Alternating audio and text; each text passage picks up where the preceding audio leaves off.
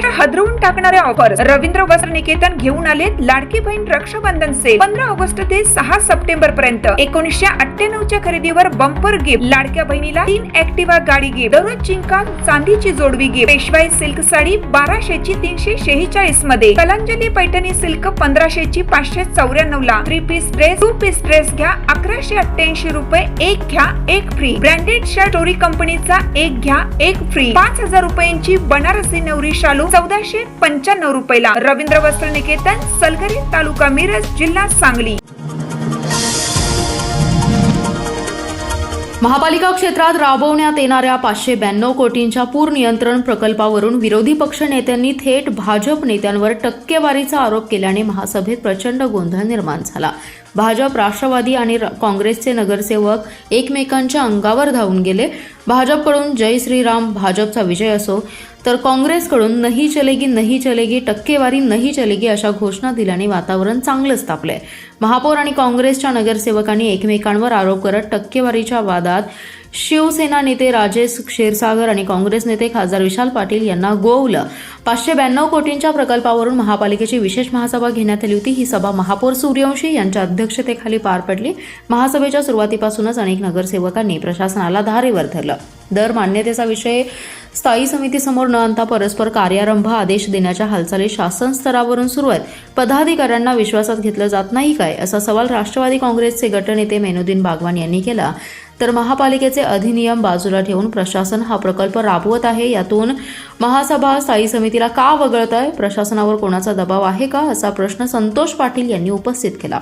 काँग्रेसकडून मंगेश चव्हाण, शहर जिल्हाध्यक्ष राजेश नाईक, संजय मेंढे, फिरोज पठाण, मयूर पाटील, बिल्किस बुजरुक, सलमा शिकलगार यांच्यासह अन्य नगरसेवक, तर भाजपकडून सभागृह नेते संदीप आवटी, निरंजन आवटी, विश्वजित पाटील, दरिबा बंडकर, लक्ष्मण नवलाई, रोहिणी पाटील, योगिता राठोड, केदार खाडीलकर, मोहन वाटवे, प्रकाश पाटील आणि अन्य नगरसेवक घोषणाबाजीत आघाडीवर होते. एकमेकांच्या पक्षाविरोधात घोषणाबाजी करण्यात आली. विरोधी पक्षनेते जोपर्यंत माफी मागणार नाहीत तोपर्यंत महासभेचं कामकाज सुरू होणार नाही. टक्केवारीचे पुरावे आहेत का, असा सवालही महापौरांनी केला. त्यावर होय, पुरावे घेऊन आलोय, असं चव्हाण म्हणाले. विटा ते विजापूर या राष्ट्रीय महामार्गावरील रेणावी घाटात आज सायंकाळी 6 वाजण्याच्या सुमारास एसटी महामंडळाच्या 2 बसेसची समोरासमोर धडक होऊन भीषण अपघात झालाय. या अपघातात 2 प्रवासी ठार झाले असून 40हून अधिक प्रवासी जखमी आहेत. यातील 7 ते 8 प्रवाशांची प्रकृती चिंताजनक असल्याचं सांगण्यात येते. अपघातानंतर विटा पोलीस, विटा एसटी डेपोमधील अधिकाऱ्यांनी तातडीने घटनास्थळी धाव घेतली. जखमींना तातडीने ग्रामीण रुग्णालयात तसेच खाजगी रुग्णालयात उपचारासाठी दाखल करण्यात आले. विटा भिवघाट रस्त्यावरील रेणावी जवळील जोशी हॉटेलच्या पुढील बाजूस रेणावी घाटात विटा डेपोची विटा ते भिवघाट आणि सातारा डेपोची विजापूर ते मेढा या बसेस निघाल्या होत्या. रेणावी घाटात या बसेस आल्यानंतर वळणावर 2 बसेसची समोरासमोर धडक झाली. धडक इतकी भीषण होती की विटा ते भिवघाट गाडीचा पत्रा फाटून बाहेर आला, तर विजापूर मेढा गाडीचा ड्रायव्हर बाजूच्या दरवाजा विटा भिवघाट गाडीत अडकला होता. यात एक महिला अडकली होती. घटनेची माहिती मिळताच विटा पोलीस तसेच विटा बस स्थानकातील अधिकाऱ्यांनी घटनास्थळी धाव घेतली. सायंकाळची वेळ असल्याने बसमध्ये मोठ्या प्रमाणात प्रवासी होते. अचानक झालेल्या अपघातामुळे प्रवासी प्रचंड भयभीत झालेत. या 2 गाडींना जेसीबीच्या सहाय्याने बाजूला करण्यात आलं असून प्राथमिक माहितीनुसार 2 प्रवासी ठार झालेत, तर 7 जण गंभीर जखमी असून 40 प्रवासी जखमी झाल्याची माहिती आहे. यात शाळकरी मुले जास्त असल्याचं समजतंय, तर मृत हे वयोवृद्ध होते. यात एक पुरुष आणि एक महिला असल्याचं समजतंय. या सर्व जखमींना विटा येथील रुग्णालयात दाखल करण्यात आले. पोलीस घटनास्थळी पोहोचले असून पंचनामा करण्याचं काम सुरू आहे. या अपघातामध्ये विटा शहर तसेच आसपासच्या नागरिकांनी बचाव कार्यामध्ये मदत केली आहे. तासगाव तालुक्यातील महिला तंत्रनिकेतनमधील विद्यार्थिनींना पुरवण्यात येणाऱ्या भोजनाच्या दर्जाबाबत गंभीर तक्रारी समोर आल्या आहेत. मेसमध्ये कच्चे अन्न, शिळे पदार्थ, भाजी, वरण, भातामध्ये किडे आणि अळ्या आढळणं, ताट वाट्यांना दुर्गंधी येणे तसेच स्वयंपाकगृहात अस्वच्छता असल्याचा आरोप विद्यार्थिनींनी केलाय. वारंवार तक्रारी करूनही प्रशासनाकडून अपेक्षित दखल घेतली जात नसल्याने विद्यार्थिनींच्या आरोग्याचा प्रश्न ऐरणीवर आलाय. विद्यार्थिनींच्या म्हणण्यानुसार मेसमध्ये चपाती आणि भाजी अनेकदा कच्ची राहते, भातही व्यवस्थित शिजलेला नसतो, जेवण वेळेवर मिळत नसल्याच्या अनेक तक्रारी आहेत. त्यातून गंभीर बाब म्हणजे वरण, भात आणि भाजीमध्ये अनेकदा किडे आणि अळ्या आढळल्याचा दावा विद्यार्थिनींनी केला आहे. मेसच्या स्वच्छतेबाबत ही विद्यार्थिनींनी नाराजी व्यक्त केली आहे. ताटे आणि वाट्या व्यवस्थित स्वच्छ न केल्याने त्यांना घाण वास येतो, तर सॅलेड सुकलेलं असतं. अशा अनेक तक्रारी आहेत. स्वयंपाकगृहात मोठ्या प्रमाणात घाण आणि अस्वच्छता असल्याचा आरोपही विद्यार्थिनींनी केला आहे. त्यामुळे अन्नाच्या गुणवत्तेबरोबरच स्वच्छतेच्या निकषांवरही प्रश्नचिन्ह निर्माण झालंय. या सर्व प्रकाराबाबत विद्यार्थिनींनी प्राचार्यांकडे अनेकदा तक्रारी केल्याचं सांगितलं जातं. मात्र तक्रारी करून ही परिस्थितीत अपेक्षित सुधारणा झालेली नसल्याने विद्यार्थिनींमध्ये नाराजी आहे. शेकडो विद्यार्थ्यांच्या आरोग्याशी संबंधित हा गंभीर विषय असल्याने प्रशासनाने केवळ तक्रारी ऐकून न घेता प्रत्यक्ष मेसची पाहणी करून भोजनाचा दर्जा, स्वच्छता आणि कंत्राटदाराच्या कामकाजाची तपासणी करावी अशी मागणी होत आहे. सांगली महापालिकेच्या विशेष सभेत चक्क सत्ताधारी भाजपा नगरसेवकांनी प्रशासनाचे बारसे घालत महापालिका प्रशासनाला गांधीजींच्या 3 माकडांची उपमा दिली आहे. विशेष म्हणजे महासभेतच भाजपा नगरसेवकांनी हातात गांधीजींच्या 3 माकडांचं छायाचित्र घेत प्रशासनाला ते फलक दाखवले. त्यामध्ये भाजपा नगरसेवक विश्वजित पाटील, केदार खाडीलकर आणि परिवहन सभापती प्रकाश पाटील यांचा समावेश आहे. कुपवाड परिसरातील विकास कामांकडे प्रशासनाचे होणारे दुर्लक्ष आणि नागरी सुविधा देण्यात आलेले अपयश, स्ट्रीट लाईट याबाबत नागरिकांच्या तक्रारींचं निराकरण होत नाही. यामुळे संतप्त झालेल्या नगरसेवकांनी आजच्या विशेष महासभेत प्रशासनाचा निषेध करत आपला संताप व्यक्त केलाय.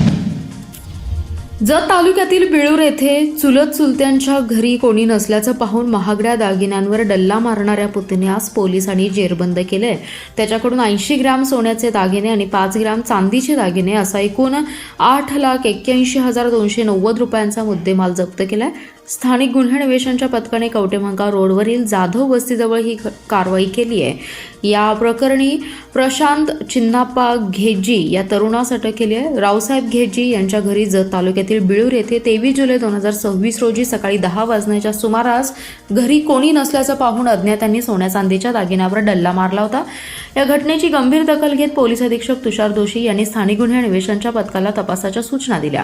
यावेळी स्थानिक गुन्हे अन्वेषणचं एक पथक चोरट्यांचा शोध घेत असताना पथकातील कर्मचाऱ्यांना माहिती मिळाली की ही चोरी संशयित नातेवाईक प्रशांत घेजी यांनी केली असून तो दागिने विक्री करण्यासाठी सांगलीला जातोय. तो जत कवटेमंका रोडवरील रज्जाक नगारजी यांच्या बंद पडलेल्या हॉटेल सानिया गार्डन इथे येणार आहे. मिळालेल्या माहितीनुसार पथकाने त्या ठिकाणी सापळा लावून संशयित घेजी याला ताब्यात घेतलं. त्याची झडती घेतली असता त्याच्याजवळ सोन्याची चैन, झुमके, पट्टी, अंगठी, गंठण आणि इतर सोन्याचे तसेच चांदीचे दागिने मिळाले. याबाबत त्याच्याकडे कसून चौकशी केली असता त्यांनी सांगितले की हे दागिने चुलत चुलते रावसाहेब घेजी यांच्या घरी कोणी नसल्याचं पाहून 23 जुलै रोजी सकाळी 10 वाजण्याच्या सुमारास दाराला आतून लावलेली कडी काढून घरात प्रवेश करत चोरल्याचं सांगितलं. यावेळी त्याला ताब्यात घेऊन त्याच्याकडून 8,78,790 रुपयांचे सोन्याचे दागिने आणि 2,500चे चांदीचे दागिने असा एकूण 8,81,290 रुपयांचा मुद्देमाल जप्त केलाय. पूर नियंत्रणाच्या 592 कोटी प्रकल्पासाठी राज्य शासनाकडून अद्याप 30% रकमेची हमी दिली नाही. भूसंपादनाबाबत निविदेमध्ये कोणतीही तरतूद नाही. यांसह अनेक त्रुटी या प्रकल्पात आहेत. त्यामुळे निविदा कायद्यात अडकल्यास महापालिका विकली तर प्रकल्प होणार नाही. त्यामुळे हा प्रकल्प स्थायीच्या मान्यतेशिवाय मार्गी लावू नये असे सांगत सर्वपक्षीय नगरसेवकांनी प्रशासनाला धारेवर धरले. अखेर महापौरांनी स्थायीला दर मान्यतेसाठी हा विषय पाठवावा आणि कायदेशीर बाबी पूर्ण करूनच प्रकल्पाला मंजुरी द्यावी असे आदेश दिलेले आहेत. MRDPच्या 592 कोटींच्या प्रकल्पावर महापालिकेची विशेष महासभा महापौर धीरज सूर्यवंशी यांच्या अध्यक्षतेखाली पार पडली आहे. या सभेत सर्वपक्षीय नगरसेवकांकडून प्रशासनाला धारेवर धरत वादळी चर्चा झाली आहे. या प्रकल्पासाठी जागतिक बँकेकडून 70% निधी मिळणार आहे.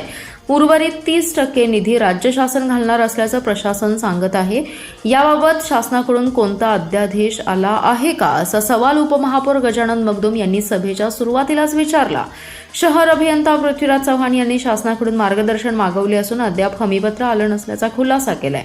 आयुक्त संचिता महापात्र म्हणाल्या की पूर्वी शामराव नगर पुरतेच प्रकल्प मर्यादित होता, तेव्हा जागतिक बँकेचा संबंध नव्हता. शासनाने सांगली, इचलकरंजी आणि कोल्हापूरमध्ये प्रकल्प राबवण्याचा निर्णय घेतला. त्यासाठी मित्राची नियुक्ती केली आहे.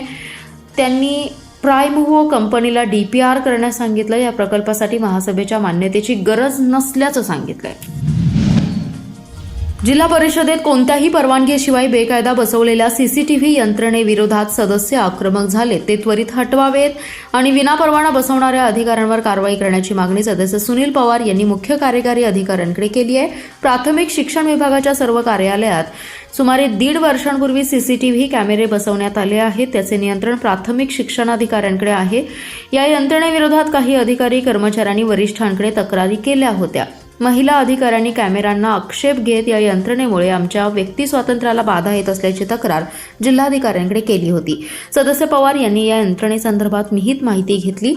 त्यानुसार हे कॅमेरे शासकीय निधीतून बसवले नसल्याचं स्पष्ट झालं. ते बसवण्यासाठी कोणत्याही सक्षम अधिकाऱ्याने परवानगी दिलेली नव्हती.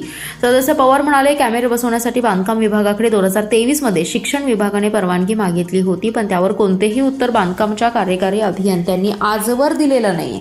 कॅमेरे स्वखर्चाने बसवण्यास मुख्य कार्यकारी अधिकाऱ्यांनीही मान्यता दिलेली नाही. तरीही शासकीय कार्यालयातून शिक्षणाधिकाऱ्यांकडून खाजगी स्वरूपात कॅमेरे बसवण्यात आलेत. हे कृत्य बेकायदा आणि कर्मचाऱ्यांच्या खाजगीपणाला बाधा आणणारे आहे.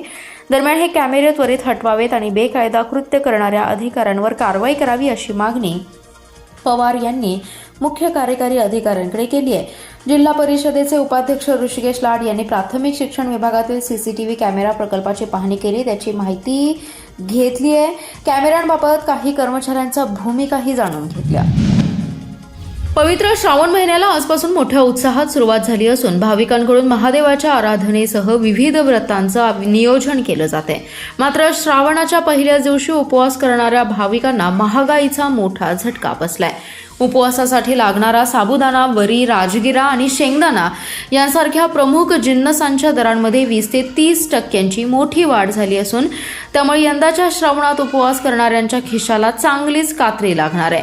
व्यापाऱ्यांनी दिलेल्या माहितीनुसार साबुदाण्याच्या दरात झालेल्या वाढीमागे महत्त्वाचं कारण म्हणजे तामिळनाडूतील साबुदाणा कंदाचे घटलेले उत्पादन. यंदा तिथे अपेक्षित उत्पादन न झाल्याने बाजारात साबुदाण्याची उपलब्धता कमालीची घटली आहे. मागणीच्या तुलनेत पुरवठा कमी असल्याने साबुदाण्याचे दर प्रति किलो मागे 80 रुपयांवर पोहोचलेत. केवळ साबुदाणाच नाही तर उपवासाचा मुख्य घटक असणाऱ्या वरीचे दरही गगनाला भिडलेले आहेत. वरीच्या दरामध्ये प्रति किलो थेट 60 रुपयांची वाढ झाली असून ती आता 140 ते 150 वरून थेट 180 ते 200 रुपये प्रति किलो विकली जाते. शिवाय शेंगदाणे आणि राजगिऱ्याच्या पिठाच्या दरातही 10 ते 30 रुपयांची दरवाढ नोंदवली गेली आहे. सांगलीचे खासदार विशाल पाटील यांच्या वाढदिवसानिमित्त शहर व परिसरात विविध कार्यक्रमांचं आयोजन करण्यात आलं होतं. रक्तदान शिबिर, नेत्रचिकित्सा शिबिर, दंतरोग तपासणी शिबिर, वृक्षारोपण, वही वाटप, गणवेश वाटप, खाऊ वाटप, फळे वाटप आणि मेडिकल किट्सचे वाटप करून वाढदिवस साजरा करण्यात आलाय. जिल्हा काँग्रेस कमिटी येथे शहर जिल्हा काँग्रेस कमिटीच्या वतीने रक्तदान शिबिर, नेत्रचिकित्सा तपासणी शिबिर आणि मुलांना वही वाटप आयोजित केले. यावेळी विरोधी पक्षनेते मंगेश चव्हाण, नगरसेवक मयूर पाटील, फिरोज पठाण, वर्षा निंबाळकर, सलमा शिकलगार, दीपाली पाटील, अश्विनी कदम, बीडी पाटील, संचालक अमित पाटील, विशाल चौगुले, दौलतराव शिंदे, दिलीप पाटील यांचा समावेश आहे. आर्यन फाउंडेशन सांगलीच्या वतीने वही वाटप करण्यात आले. वृद्ध सेवाश्रम कुपवाड, वेलणकर अनाथ बालकाश्रम सांगली, दादू काका भिडे मुलांचे निरीक्षण गृह सांगली, सुंदराबाई मालू मुलींचे वसतिगृह, केसीसी स्कूल व सावली बेघर निवारण केंद्र सांगली, महापालिका शाळा नंबर 12 या ठिकाणी फळे वाटप करण्यात आलेत. यात नितीन खोत, सुभाष खोत, करुणा सॅमसन, कृषी उत्पन्न बाजार समितीचे संचालक शशिकांत नागे, अजित ढोले आदी जण उपस्थित होते. मालगाव येथे जिल्हा परिषद शाळा आणि अंगणवाडीमध्ये खाऊ वाटप करण्यात आले. आरग येथे आरग परिसरातील विविध शाळांमध्ये सामाजिक उपक्रमांचं आयोजन करण्यात आलं. सर्व शाळांना मेडिकल किट्सचं वाटप करण्यात आले. विद्यार्थ्यांच्या आरोग्याच्या दृष्टीने हा उपक्रम निश्चितच उपयुक्त ठरणार आहे. 1500हून अधिक विद्यार्थ्यांची मोफत दंत तपासणी, विद्यार्थ्यांना मोफत टूथब्रश आणि टूथपेस्ट देण्यात आल्या. कडेगाव तालुक्यातील चिंचणी अंबक श्री शिवाजी हायस्कूलला पुणे शिक्षक मतदारसंघाचे माजी आमदार दत्तात्रय सावंत यांच्या शाळा कृती समिती सदस्यांनी नियोजित भेट देऊन शिक्षकांशी संवाद साधून शिक्षकांच्या प्रश्नांबाबत चर्चा आणि समस्या सोडवण्यासाठी माजी आमदार सावंत यांनी केलेले अविरत प्रयत्न यांची माहिती दिली आहे. यावेळी मुख्याध्यापिका सौ तृप्ती चिटणीस यांनी शाल व श्रीफळ देऊन माजी आमदार सावंत यांच्या सदस्यांचे स्वागत केले. त्यांचे सहकारी नितीन जाधव, चंद्रकांत शिंगाडे तसेच पंढरपूरचे माननीय शिवाजीराव दांडगे सर यावेळी उपस्थित होते. या विभागाच्या सर्व शिक्षकांचे प्रश्न हे तातडीने सोडवले जातील. ज्या शिक्षकांचे प्रश्न असतील त्यांनी माजी आमदार दत्तात्रय सावंत यांच्याशी संपर्क साधावा असे यावेळी त्यांनी आवाहन केले. यावेळी माजी शिक्षक आमदार दत्तात्रय सावंत सर यांच्या सदस्यांनी सोनहिरा परिसरात शिरसगाव, सोनकिरे, चिंचणी, वडगाव, अंबक, वांगी, शेळकबाव, तडसर या शाळांना भेटी देऊन भूमिका स्पष्ट केल्या. या प्रसंगी विद्यालयातील सर्व अध्यापक, प्राध्यापक आणि शिक्षकेतर कर्मचारी उपस्थित होते.